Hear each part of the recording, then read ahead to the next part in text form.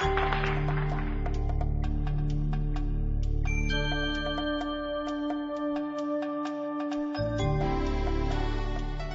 are you? How do you appear to others? Do the people you meet seem to like you, dislike you, or perhaps even worse, do they seem not to care one way or the other? The fifth principle of your right to be rich is a pleasing personality. Remember that no matter who you are or what you do, every time you meet someone, explain an idea, talk on the telephone, or give an opinion, you are selling your most valuable asset, you. When you become your best, you will achieve the most. Developing a pleasing personality will enable you to put yourself forward in a positive, dynamic, appealing way. The information behind this principle, if it is fully utilized, will make the difference between a salesman and an order taker, between a successful leader and an ordinary worker, between a person who is well liked and one who is detested. However, as Dr. Hill stressed, that phrase, fully utilized, is important.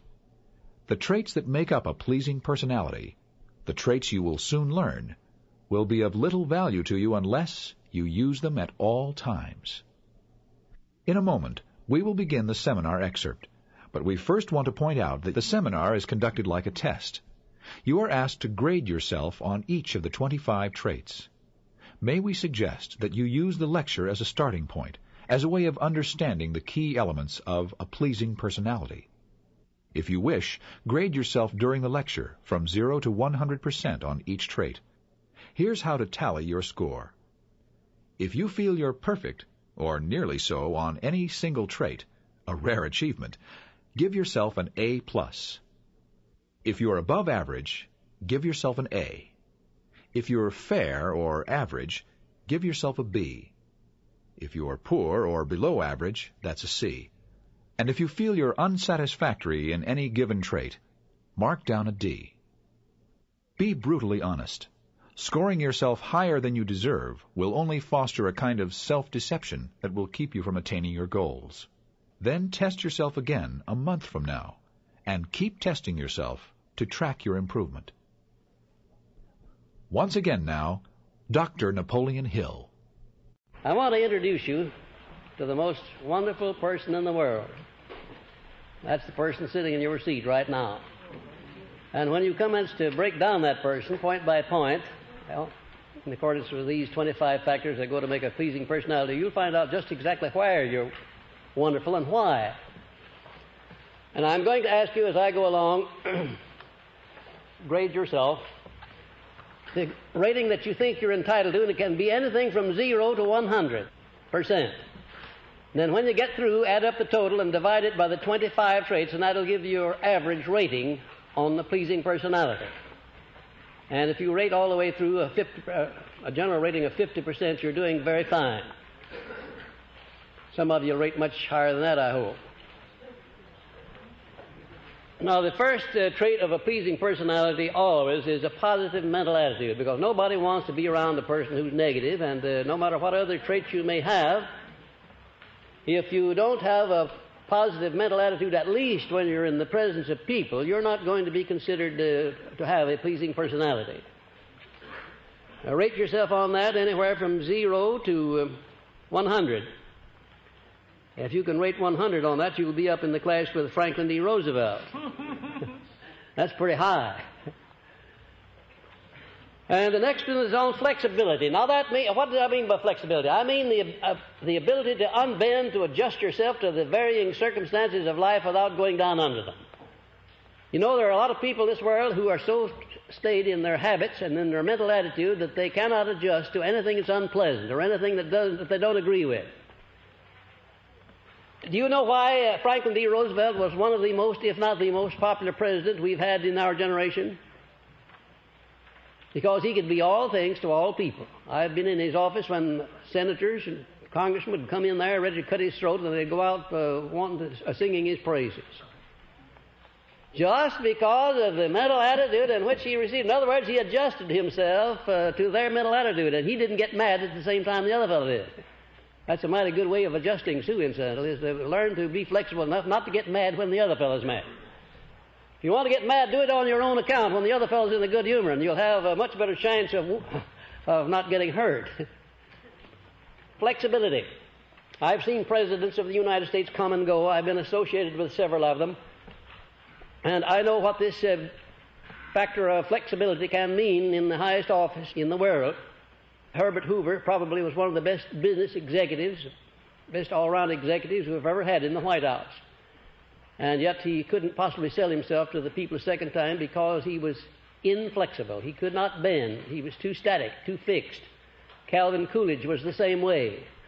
And Woodrow Wilson, to some extent, was the same way. He was too austere, too static, too fixed, too correct. In other words, he wouldn't allow anybody to slap him on the shoulder, to call him Woody, or take any personal liberties with him at all. Because there's so many things in this life that you have to adjust yourself to temporarily if you're going to have peace of mind and good health, that you might just as well start in now learning to do it. And if you're not flexible, you can become flexible. Number 3, on the pleasing tone of voice. Now, there's an important thing that you can experiment with. A lot of people have harsh tones. They have nasal tones, and they put that something into the tone of voice that irritates other people. You take any monotonous speaker, for instance, does not have personal magnetism, and does not know how to give pitch and tone to his voice, and he'll never get his audience in a million years if he tries. You've got to learn to, if you're going to teach, if you're going to lecture, if you're going to do public speaking, or even in good conversation, you've got to learn to give a pleasant, pleasing tone to your tone of voice. And if you can't do that now, you can do it by a little bit of practice. Oftentimes by simply lowering your voice, not talking too loudly. You can give it that something that is pleasing to the ear. I don't think that anybody can teach another person how to make his tone of voice pleasing. I think you have to do that yourself. You have to do it by experimenting. But first of all, before you do it, you have to feel pleasing. How could you use a pleasant tone of voice when you felt angry, for instance? Or when you didn't like the person that you were talking to? How could you do it? Well, you can, but it's not too effective unless you really feel inside of you the way you're expressing yourself. Well, now, all those are things, they're carefully studied techniques that you have to acquire if you're going to make yourself pleasing. And consequently, I don't know of anything that'll pay off better than to be pleasing in the eyes of other people. It's just one of those things that you can't get along without. Tolerance. Now, what does that mean? You know, a lot of people don't understand the full meaning of tolerance. That means an open mind on all subjects toward all people at all times. An open mind. In other words, your mind's not closed against anybody or anything. You're always willing to hear the last word or to hear an additional word about anything. Now, you'll be surprised at how few people there are in this world with open minds. Some of them are close so tight you couldn't open them with a crowbar. You couldn't get a new idea in there if you tried. Well, did you ever see one of those people who was pleasing? You never did, and you never will. Have a pleasant, pleasing mental attitude, you've got to have an open mind, because the very minute people find that you have prejudices that involve them and their understanding of religion or politics or economics or anything else, the very minute they find out that you have a closed mind toward any of these things that affect them, they're going to back away from you. Do you have any idea why it is that I can have all of the followers of all religions in my classes and get along well with all of them? Catholics and Protestants, Jews and Gentiles, all the races, all the creeds. Do you know why it is? You love them all. That's right. That's right. To me, they're all of one brand. They're my fellow beings. They're my brothers and sisters. That's why I get along with them. I never think of anybody in terms of what he believes politically or religiously or economically. I think of him in terms of what he's trying to do to better himself and to better somebody else. That's the terms that I think of people in, and that's why I get along so well with them. I didn't used to do that.